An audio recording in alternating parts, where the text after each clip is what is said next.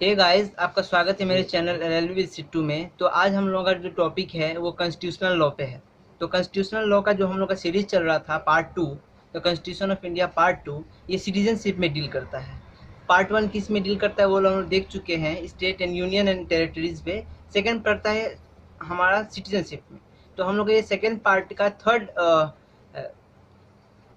Article है, article 7 है। तो आर्टिकल 7 में ये डील करता है कि कोई व्यक्ति जो भारत से पाकिस्तान चला जाता है तो और उसके बाद वापस आएगा तो उसको क्या नागरिकता मिलेगी कि नहीं मिलेगी। अगर वो पाकिस्तान जाता है तो नागरिकता मिलेगी कि नहीं मिलेगी। लेकिन कब की, ये कमिंसमेंट ऑफ द कॉन्स्टिट्यूशन से पहले की बात है, अभी की बात नहीं है।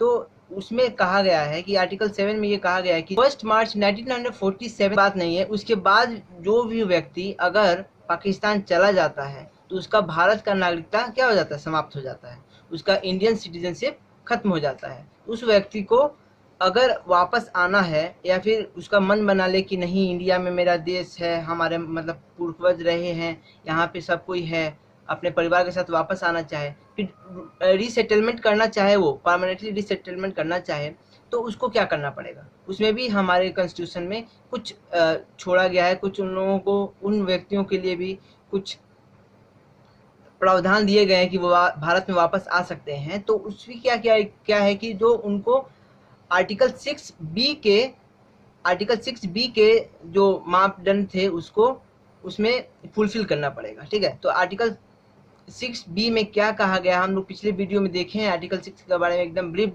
डिस्क्रिप्शन पढ़े हैं हम लोग। उसमें कहा गया है कि वो व्यक्ति भारत में कौन भारत में कौन नागरिक बन सकता है, वो व्यक्ति जो भारत का डोमिसाइल हो। ये व्यक्ति जो भारत का डोमिसाइल है अभी बंटवारा होने के समय तक या बंटवारा होने के बाद 50 तक, तो भारत का डोमिसाइल है। तो पहला क्राइटेरिया तो फुलफिल कर ही रहा है। दूसरा क्राइटेरिया क्या था कि वो व्यक्ति अगर 19 जुलाई 1948 से पहले आता है भारत में।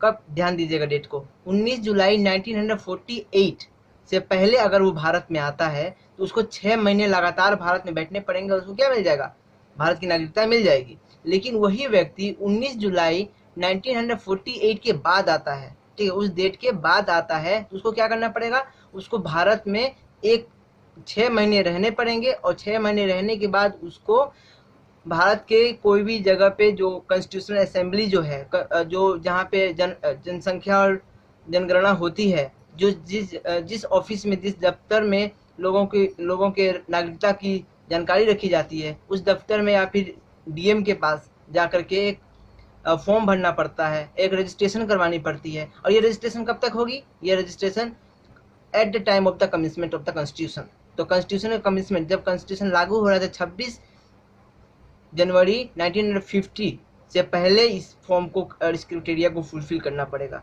वही व्यक्ति भारत में दोबारा नागरिक बन सकता है। बहुत सिंपल था ये हम लोग का आर्टिकल 7। आर्टिकल 7 ये कहता है कि 1 मार्च 1947 से पहले के बाद जो भी व्यक्ति पाकिस्तान चला जाता है तो वो भारत का नागरिक नहीं कहलाएगा। ठीक है, वो भारत का नागरिक नहीं होता है, वो भारत की नागरिकता अपना समाप्त कर लेता है। लेकिन वो उसका मन बन जाए कि वो फिर भारत में रहने का उसका मन बन जाए और परमानेंटली सेटलमेंट चाहता है भारत में, तो उसको क्या करना पड़ेगा, इंडियन कॉन्स्टिट्यूशन के आर्टिकल 6 के क्लॉज बी को फुलफिल करना पड़ेगा। ठीक है, उसमें कौन से मापदंड है, उसमें यह मापदंड है कि वो व्यक्ति भारत में 19 जुलाई 1948 से पहले अगर आता है तो वो तो सिटीजन बन जाएगा। अगर उसके बाद आता है तो उसको 6 महीने भारत में रहने पड़ेंगे। और उसके बाद उसको क्या करना पड़ेगा, एक फॉर्म भरना पड़ेगा, जो रजिस्ट्रेशन फॉर्म जो है, सिटीजनशिप रजिस्ट्रेशन फॉर्म, और उसके बाद वो भारत का नागरिक बन जाएगा। तो बहुत ही सिंपल था ये हम लोग का आर्टिकल 7, और बहुत छोटा भी था, 4-5 मिनट के अंदर में वीडियो कंप्लीट हो गया है। तो अगर आप कॉन्स्टिट्यूशन के जो हम लोग का सेकंड पार्ट जो चल रहा है इस समय सिटीजनशिप के बारे में, उसमें आप वीडियोस को देखना चाहते हैं तो पिछले 2 वीडियो भी बना चुका हूँ, 5th और 6th में, तो आप उसको भी देख लीजिए। आर्टिकल 6 में क्या कहता है, हम आर्टिकल 6 देख लिए। अगले वीडियो में हम देखेंगे आर्टिकल 8 क्या कहता है इंडियन कॉन्स्टिट्यूशन का। ठीक है, तो ये सीरीज हम लोगों का, आप जानते हैं कि सिटीजनशिप 5 से लेकर के 11 तक, 5 से लेकर 11 तक इसके बीच में सिटीजनशिप को डिस्क्राइब किया है हमारे कॉन्स्टिट्यूशन में कि भारत का नागरिक कौन होगा। तो इसके वीडियोस बहुत इंपॉर्टेंट है, क्योंकि आप भारत के नागरिक हैं तो आपको जानना जरूरी है कि भारत का नागरिक कौन होगा और उसकी क्राइटेरिया क्या क्या होगी। तो आप वीडियोस को जरूर देखें और अपना फीडबैक जरूर दें। तब तक के लिए आपसे हम अलविदा लेते हैं। जय हिंद, जय भारत।